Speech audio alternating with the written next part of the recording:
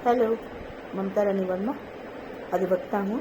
आज मैं अपनी बात एक प्रश्न के साथ शुरू करती हूँ। मान लीजिए आप सड़क पे कहीं जा रहे हैं और आपको पता लगता है कि सड़क के किनारे कूड़े के ढेर में एक नवजात बच्चा बच्ची फेंका हुआ है और मतलब कि कुत्ता उसको खाने की कोशिश कर रहा था, लोगों द्वारा हटा दिया गया, लेकिन वो बच्चा अभी तक वहाँ पे पड़ा हुआ है। और कभी कभी आपको भी अनुभव इसका होगा ही कि व्हाट्सएप पे या फेसबुक पर आता है कि ये बच्चा कहीं छूट गया है और इसके माँ बाप से भी छूट गया है। इस न्यूज़ को, इसको खबर को ज़्यादा से ज़्यादा प्रचारित करें ताकि इसके माँ बाप को इसका पता मिल जाए। तुरंत आपके मन में क्या बात आती है?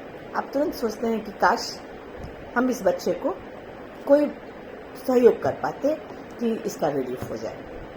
कभी कभी ऐसा होता है कि कोई उठा कर लेके चला भी जाता है बच्चे को, तो लेकिन वो बच्चा कहाँ गया, किधर गया, इसका कुछ भी पता नहीं लगता है। तो बेटर ये है कि मैं एक नंबर आप लोगों से शेयर करना चाहूँगी। वो नंबर है 1098।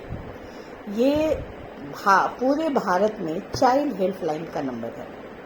आपको तुरंत ये करना है कि आप फ़ोन लीजिए और 1098 पे डायल करके बतलाइए कि स्थिति क्या है और आप लोगों की पोजीशन क्या है। तो भारत के तकरीबन हर जिले में या जिस जिले में स्थापित नहीं है उसका कनेक्शन अपने जहाँ स्थापना है उस जिले से है। हर जिले में बाल आश्रय गृह स्थापित किए गए हैं। एक है जहाँ 6 साल तक के बच्चे रखे जाते हैं और दूसरी तरह का होता है जहाँ 6 साल से लेकर 18 साल तक के बच्चे रखे जाते हैं।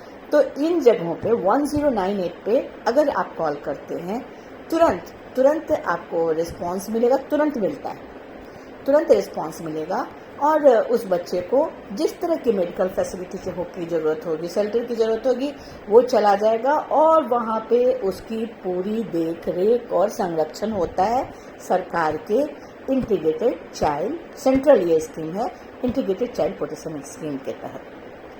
तो और ऐसा है कि 6 साल तक का जो बच्चा होता है उसको पहले अखबारों में प्रकाशित किया जाता है कि ये लावारिस बच्चा मिला है। अगर कोई उसका क्लेमेंट नहीं आता है तो उस बच्चे को गोद भी दे दिया जाता है।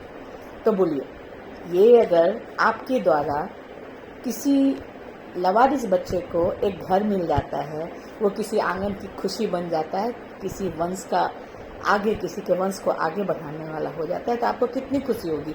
ये किसी भी भौतिक खुशी से, नाच गाना खाना पीना से ज़्यादा बढ़ के आध्यात्मिक खुशी होगी, आत्मिक खुशी होगी। जहाँ काम आगे सुई तहाँ करे तलवार।